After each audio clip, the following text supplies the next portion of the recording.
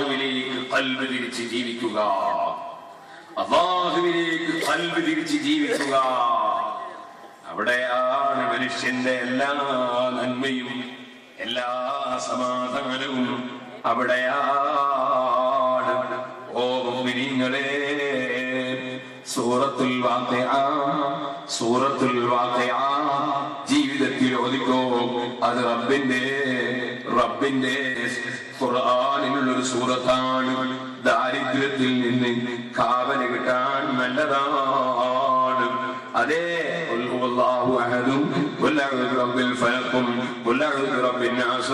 ഓദിക്കോ. അതാ ഒരുപാട് നാശത്തിൽ നിന്ന് കാവലാണ്.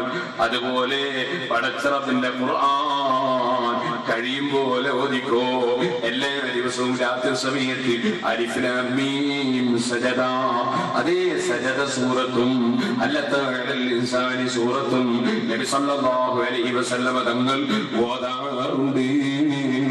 തബാറക സൂറത്ത് ഓതാറുണ്ട്. തബാറക സൂറത്ത് ഓതുന്നവർക്ക് ഖബറിൽ അതാ ശിക്ഷയില്ലാതെ പടച്ചറപ്പിന്റെ അടുക്കൽ രക്ഷയുണ്ട്. സൂറത്തുൽ ബഖറ ധാരാളം ഓതിക്കോ. സിഹറിൽ നിന്ന് കാവലാണ്, ശൈത്താനിൽ നിന്ന് കാവലാണ്. അതേ, നിങ്ങളെ വീടുകളിൽ ഖുർആനോത്ത് പതിവാക്കൂ ഉമ്മമാരെ. നിങ്ങൾ ഖുർആനോത്ത് വർദ്ധിപ്പിക്കൂ മുഅ്മിനീങ്ങളെ. ദിക്റും ഖുർആനോത്തും സ്വലാത്തും വർദ്ധിപ്പിക്കൂ. പടച്ചറപ്പിനെ സ്നേഹിക്കൂ, അവന്റെ ഹബീബിനെ സ്നേഹിക്കൂ. അങ്ങനെ നമ്മുടെ ജീവിതം അല്ലാഹുവിലേക്ക് തിരിച്ചു ജീവിക്കാൻ നമുക്ക് സാധിക്കണം. അവിടെയാണ് വിജയം.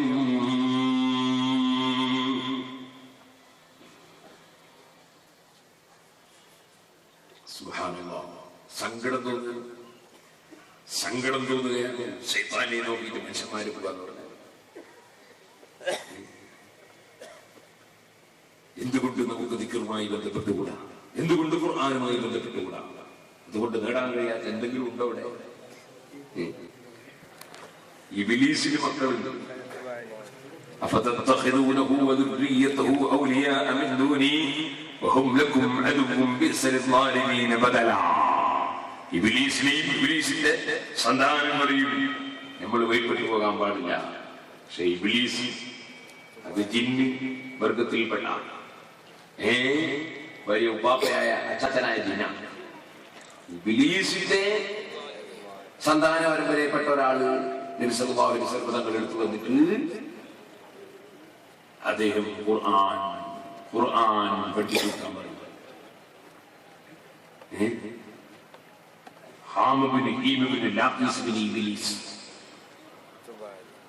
ഇബ്ലീസിന്റെ മകൻ ലാഖീസിന്റെ മകൻ ഹീമിന്റെ മകൻ ഹാമ.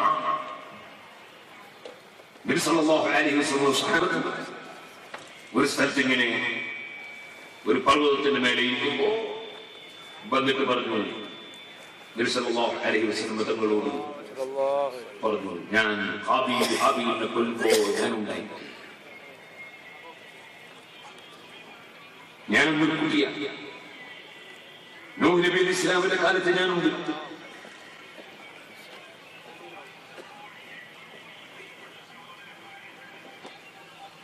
ഞാൻ ഹാബീലിനെ കൊല്ലുന്നത് അസൂയ കൊണ്ടാണ് കൊന്നത്. ഹാബീൽ അതിൽ എന്റെ ഞാനും അതിൽ ചെറിയ പങ്കുണ്ട്. ഞാൻ പിന്നീട് തൗബ ചോദിച്ചു. തൗബ ചെയ്യാൻ പറഞ്ഞപ്പോൾ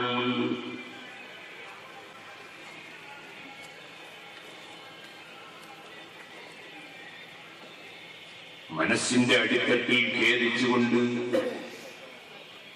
അദ്ദേഹം 2 സുജൂദ് ചെയ്യാനും ഒതുവെടുക്കാനും 2 സുജൂദ് ചെയ്യാനും അങ്ങനെ ചില പ്രവർത്തനങ്ങൾ ചെയ്യാൻ നിർദ്ദേശിച്ചപ്പോൾ അത് ചെയ്തു. അങ്ങനെ നൂഹ് നബി അലൈഹി സ്വലാത്തു വസ്സലാമിന്റെ അടുക്കൽ വെച്ച് തൗബ ചെയ്തവനാണ് ഞാൻ ഹൂദ് നബിയെ കൊണ്ട് വിശ്വസിച്ചിട്ടുണ്ട്. അങ്ങനെ പല സംഗതികളും ചെയ്തിട്ടുണ്ട്. യാക്കൂബ് നബിയെ ഞാൻ കണ്ടിട്ടുണ്ട്, യൂസുഫ് നബിയെ കണ്ടിട്ടുണ്ട്. ഞാൻ മൂസാ നബി അലൈഹിസ്സലാമിനെ കണ്ടിട്ടുണ്ട്, തൗറാത്തിൽ പഠിപ്പിച്ചു തന്നിട്ടുണ്ട്. ഈസാ നബിയെ കണ്ടിട്ടുണ്ട്. പക്ഷേ ഈസാ നബി അലൈഹിസ്സലാം നിങ്ങളെ കണ്ടാൽ സലാം പറയാൻ എന്നോട് കൽപ്പിച്ചിട്ടുണ്ട്. അഷ്റഫുൽ ഖൽഖ് സല്ലല്ലാഹു അലൈഹി വസല്ലം തങ്ങൾ കേട്ടപ്പോൾ കരഞ്ഞുപോയി. ഈസാ നബിക്ക് അവിടുന്ന് സലാം മടക്കി. അതേ വലൈഹിസ്സലാം അദാമത്തി ദുനിയാ വഅലൈഹിസ്സലാം യാ ഹാമാ. ഹാമാ എന്ന ജിന്നിന് നബി സല്ലല്ലാഹു അലൈഹി വസല്ലം തങ്ങൾ സലാം മടക്കി. ഈസാ നബി അലൈഹിസ്സലാമിന് സലാം മടക്കി. അതിന്റെ ശേഷം നബി സല്ലല്ലാഹു അലൈഹി വസല്ലം തങ്ങളോട് പറഞ്ഞു, നബിയെ, തൗറാത്തിൽ മൂസാ നബി പഠിപ്പിച്ചതുപോലെ ഖുർആനിൽ എനിക്കും തങ്ങൾ പഠിപ്പിച്ചു തരൂ. പറഞ്ഞപ്പോൾ നബി സല്ലല്ലാഹു അലൈഹി വസല്ലം തങ്ങൾ പഠിപ്പിച്ചു കൊടുത്ത സൂറത്തിൽപ്പെട്ടതാണ് വാഖിയ സൂറത്തും വൽ മുർസലാത്തി സൂറത്തും അമ്മ സൂറത്തും അൽ കൗസർ സൂറത്തുൽ കൗസർ സൂറത്തും അതുപോലെ തന്നെ ഖുൽ ഹുവല്ലാഹു അഹദ് മുഅവ്വിദതൈനിയും. എന്നിട്ട് നബി സല്ലല്ലാഹു അലൈഹി വസല്ലം ഇനിയും എന്നെ വന്ന് കാണണമെന്ന് ആവശ്യപ്പെട്ടു എന്നൊരു സംഭവം മഹാനായ ഇബ്നു ഹജറുൽ ഹൈതമി റളിയല്ലാഹു അൻഹു ഫതാവൽ ഹദീസിൽ ഉദ്ധരിച്ചത് കാണാം. സുഹൃത്തുക്കളെ, ഇബ്ലീസിന്റെ സന്താന പരമ്പരയിൽപ്പെട്ട ഒരു വ്യക്തിക്കതാ പടച്ചറപ്പ് ഹിദായത്ത് കൊടുത്തപ്പോൾ അദ്ദേഹം വന്ന് ഖുർആൻ പഠിക്കുകയാണ്, ഖുർആൻ ഓതുകയാണ്. അതേ സമയത്ത് അതാ മുസ്ലിമായ ബാപ്പക്കും ഉമ്മക്കും മരിച്ചുപോയ മനുഷ്യൻ, അത്തരം ആളുകൾ അതാ പടച്ചറപ്പ് ഈമാന് കൊടുത്തിട്ട് ഈമാനിൽ നിന്നകന്ന് കുഫറിന്റെ ഭാഗത്തേക്കും ശൈത്താന്റെ സഹായത്തിലേക്കും നീങ്ങുന്നുവെന്ന് പറഞ്ഞാൽ അത് വല്ലാത്ത സങ്കടമല്ലേ? അല്ലാഹു പറഞ്ഞില്ലേ, അക്രമം ചെയ്യുന്ന ആളുകളെ അല്ലാഹു പിഴപ്പിച്ചു കളയുന്നതാണ് കേട്ടോ. അല്ലാഹു ഉദ്ദേശിച്ചത് അവൻ പ്രവർത്തിക്കും.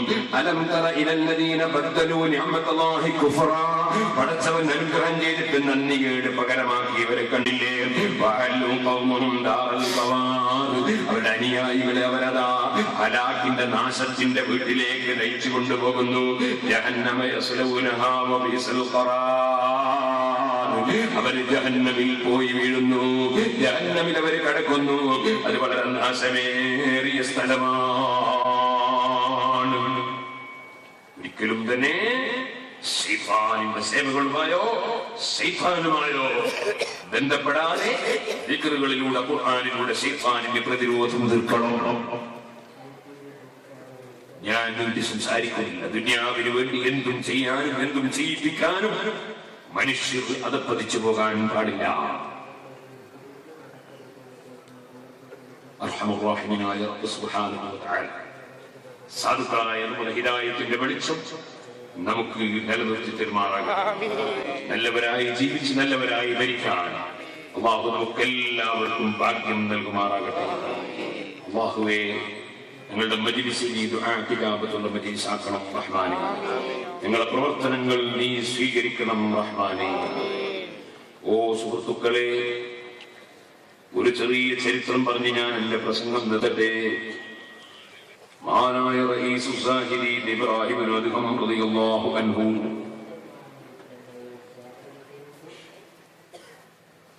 ഇതെന്താ ഒരു ചോദ്യം? ചപ്പാരപ്പടവ് ചെയ്തു തരുന്ന ദിക്ർ ചൊല്ലാൻ പറ്റുമോ? അതേതാ ചപ്പടി വിദ്യ? എനിക്കറിയില്ല. ചപ്പാരപ്പടവ് ചെയ്തു എന്ന് പറഞ്ഞിട്ട് കുറ്റിയാടിക്കടുത്ത് തളീക്കര വന്ന ഒരു കുര്യാരുണ്ട്. അയാളെ കൊണ്ടാണോ പറഞ്ഞത് എനിക്കറിയില്ല. അയാള് ദിക്ർ ഹൽഖക്ക് വന്നിട്ട് തുടക്കം മുതൽ തീരുന്നത് വരെ കാന്തപുര ഉസ്താദിന്റെ ദൈവത്ത് പറയാണ് ചെയ്തത്. അങ്ങനെ ദൈവത്ത് പറയുന്നവരോടൊന്നും ദിക്ർ വാങ്ങാൻ പാടില്ല. ഇയാൾ ആരാധിക്കാറുണ്ട്, ചോദിച്ചാൽ ആരാധിക്കാറുണ്ട്. അയാളാണ് ഉദ്ദേശിക്കപ്പെട്ടതെങ്കിൽ ദിക്ർ ഹൽഖത്ത് അവർ കൂട്ടിക്കൊണ്ടുവന്നിട്ടുണ്ട്. കുറ്റിയാടിക്കടുത്ത് തളീക്കരയിൽ വന്നിട്ട് തുടക്കം മുതൽ അവസാനം വരെ കാന്തപുര ഉസ്താദിന്റെ ദൈവത്ത് പറയും. നിങ്ങൾ ദീപത്ത് പറയുന്ന ആളാണ് ദിക്ർ വാങ്ങുക. ഈ എത്ര മൂല്യങ്ങളുടെ ഞാൻ ദീപത്ത് വാങ്ങുക, ദിക്ർ ചോദിച്ചു വാങ്ങാൻ എത്ര മുത്തങ്ങൾ.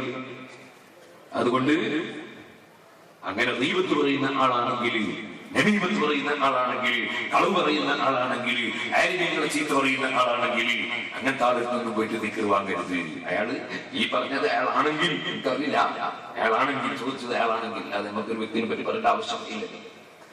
ഓ സഹോദരന്മാരെ, ദുനിയാവിന് വേണ്ടി